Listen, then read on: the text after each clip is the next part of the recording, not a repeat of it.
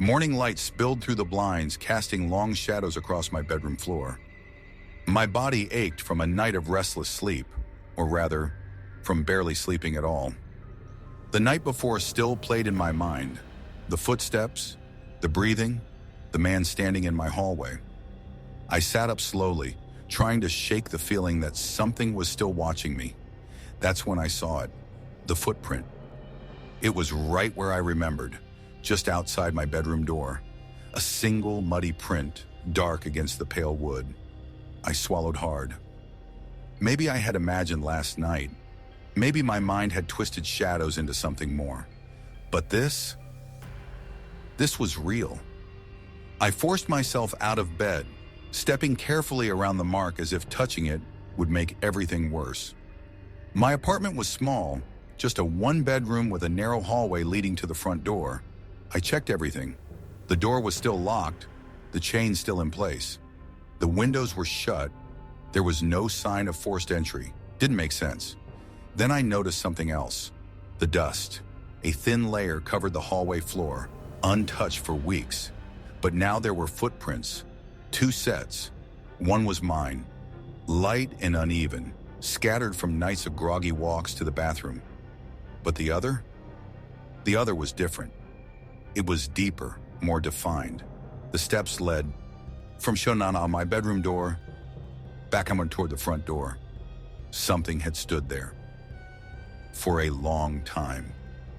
My pulse pounded in my ears. I felt a sudden, suffocating awareness that I wasn't alone. That maybe I hadn't been alone last night either. I clenched my jaw, forcing logic into my thoughts. Maybe I had stepped there half asleep. Maybe I was misremembering. Maybe a soft creak broke the silence. I whipped my head around, heart slamming into my ribs. The closet door. It was open, just an inch. I knew. I had shut it the night before. I stared, my breath frozen in my throat.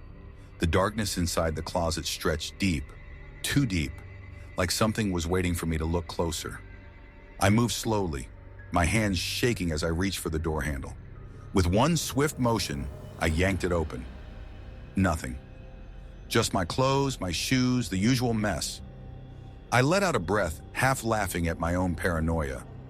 But as I stepped back, my foot brushed against something. A piece of paper.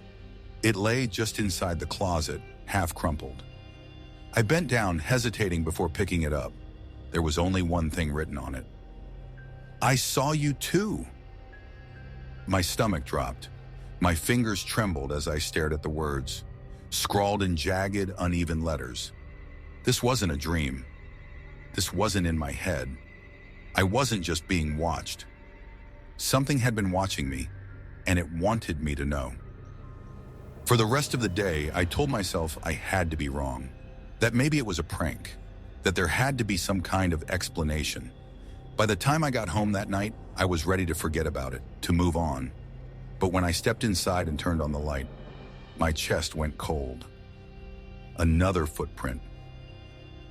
Right outside my bedroom door, but this time it was different. This time it was facing inside, as if whatever had left it had stepped into my room.